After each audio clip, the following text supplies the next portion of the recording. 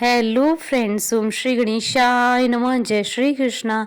आप सभी का स्वागत है आपके अपने यूट्यूब चैनल पर।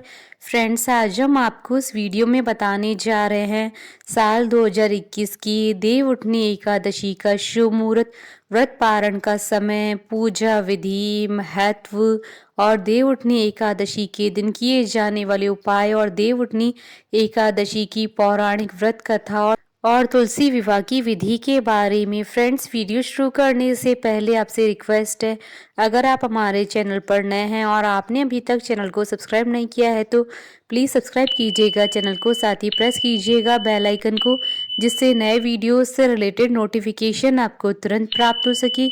और वीडियो पसंद आने पर वीडियो को लाइक और शेयर ज़रूर कीजिएगा ताकि सभी भक्तों को इस वीडियो का लाभ प्राप्त हो सके। और कमेंट बॉक्स में जय श्री कृष्णा जरूर लिखिएगा।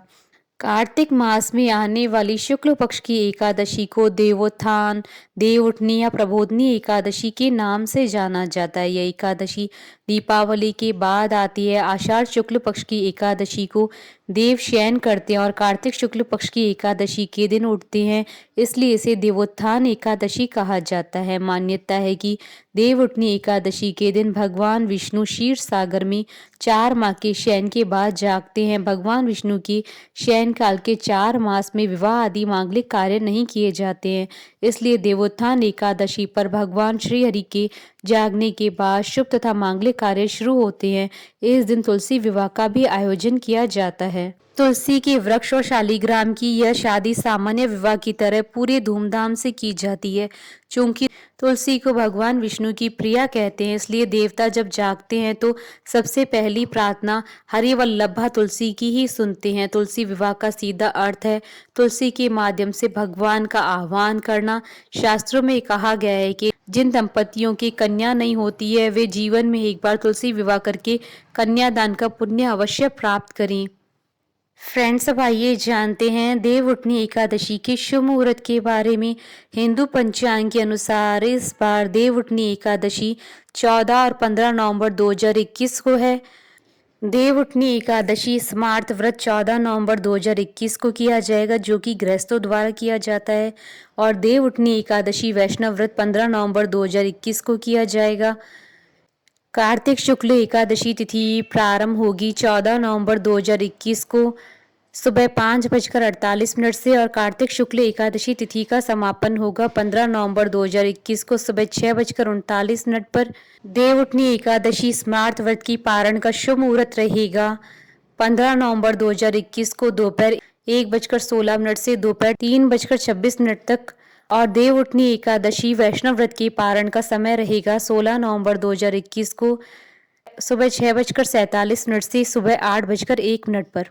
फ्रेंड्स, अब आइए जानते हैं देव उठनी एकादशी की पूजन विधि के बारे में। देव उठनी एकादशी के दिन पूजा करने वाले साधक को किसी पवित्र नदी या सरोवर में स्नान अवश्य करना चाहिए। इसके बाद किसी साफ चौकी पर गंगा जल छिड़ककर उसे पवित्र करके उस पर पीला कपड़ा बिछाएं और विष्णु जी के चरणों की आकृति बनाएं। कपड़ा बिछाने के बाद विष्णु जी की मूर्ति या तस्वीर स्थापित करें, उनका चंदन से तिलक करें, उन्हें पीले वस्त्र, पीले फूल, नैवेद्य, मिठाई, बेर, सिंगाड़े और ऋतुफल और गन्ना अर्पित करें। इसके बाद भगवान विष्णु की विधिवत पूजा करें, उनकी आरती उतारें, उन्हें पीले रंग की मिठाई का भोग लगाएं। शाम के समय पूजा स्थल और अपने घर के मुख्य द्वार पर दीप अवश्य जलाएं। पूजा की सभी विधि संपन्न करने के बाद घंटा अवश्य बजाएं और इन वाक्यों का उच्चारण करें। उठो देवा, बैठो देवा, आंगुरिया चटकाओ देवा, नई सूत नई कपास दे उठाए कार्तिक मास। फ्रेंड्स, अब आइए जानते हैं तुलसी विवाह की विधि के बारे में। तुलसी विवाह शाम के समय यानी गोधूली बेला में ही करें। इसके बाद तुलसी के गमले के पास गेरू से रंगोली बनाएं। इसके बाद गन्ने से तुलसी जी और शालीग्राम के विवाह का मंडप सजाएं। इसके बाद एक चौकी पर तुलसी का गमला और दूसरी चौकी पर शालीग्राम या भगवान विष्णु की मूर्ति स्थापित करें। तुलसी जी को शालीग्राम के दाईं ओर स्थापित करें। इसके बाद शालीग्राम जी की चौकी पर अष्टदल कमल बनाकर उस पर कलश की स्थापना करें और उस पर स्वास्तिक बनाएं। इसके बाद आम के पत्तों पर रोली से तिलक करके उसे कलश पर स्थापित करके उस पर कराल कपड़े में लपेटकर नारियल को रखें। उसके बाद तुलसी जी के आगे घी का दीपक जलाएं, क्योंकि अग्नि को साक्षी मानकर ही तुलसी जी का विवाह कराया जाता है। इसके बाद गंगा जल में फूल डुबोकर ओम तुलसाय नमः मंत्र का जाप करते हुए गंगा जल का छिड़काव तुलसी जी पर करें। उसके बाद उसी फूल और गंगा जल से ओम नमो भगवते वासुदेवाय नमः मंत्र का जाप करते हुए गंगा जल को शालिग्राम या भगवान विष्णु की प्रतिमा पर छिड़कें। इसके बाद तुलसी जी को रोली और शालिग्राम जी को चंदन का तिलक करें। इसके बाद दूध में हल्दी डालकर तुलसी जी और शालिग्राम को लगाएं। इसके बाद शालिग्राम भगवान पर तुलसी की मंजरी चढ़ाएं।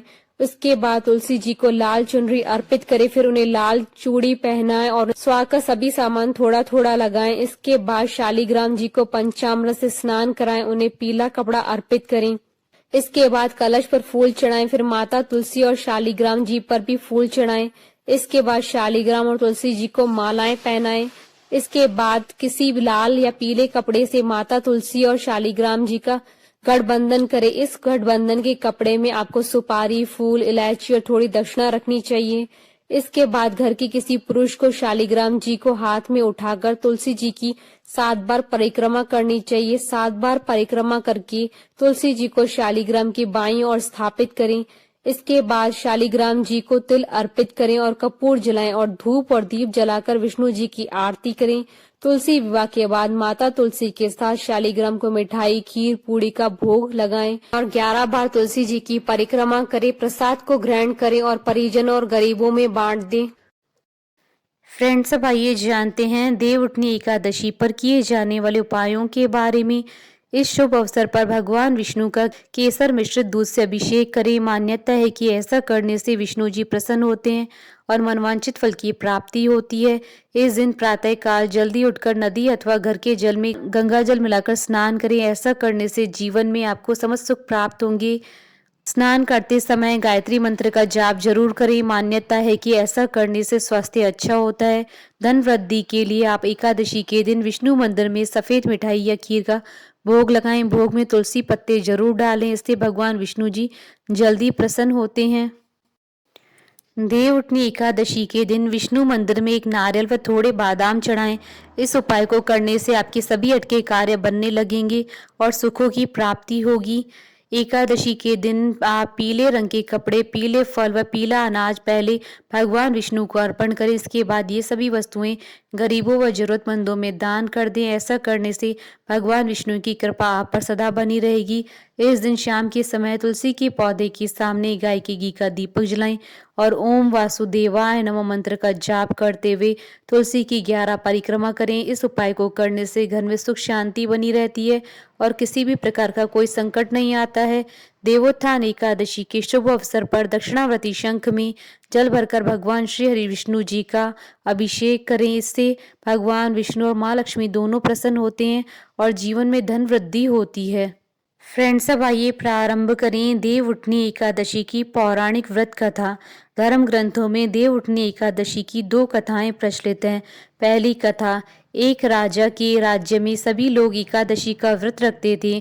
प्रजा तथा नौकर चाकरों से लेकर पशुओं तक को एकादशी के दिन अन्न नहीं दिया जाता था। एक दिन किसी दूसरे राज्य का एक व्यक्ति राजा के पास आकर बोला, महाराज कृपा करके मुझे नौकरी पर रख लें। तब राजा ने उसके सामने एक शर्त रखी कि ठीक है, रख लेते हैं, किंतु रोज तो तुम्हें खाने को सब कुछ मिलेगा पर एकादशी को अन्न नहीं मिलेगा। उस व्यक्ति ने उस समय हाँ कर ली, पर एकादशी के दिन जब उसे फलहार का सामान दिया तो वह राजा के सामने जाकर गिड़गिड़ाने लगा, महाराज इससे मेरा पेट नहीं भरेगा, मैं भूखा ही मर जाऊंगा, मुझे अन्न दे दो।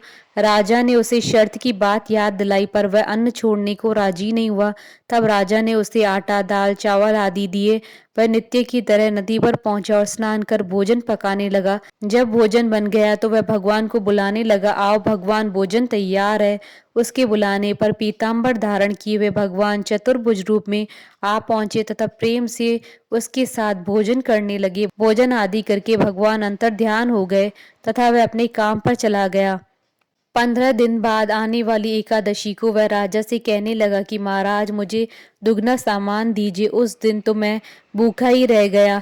राजा ने कारण पूछा तो उसने बताया कि हमारे साथ भगवान भी खाते हैं, इसलिए हम दोनों के लिए यह सामान पूरा नहीं होता। यह सुनकर राजा को बड़ा आश्चर्य हुआ। वह बोला कि मैं नहीं मान सकता कि भगवान तुम्हारे साथ खाते हैं।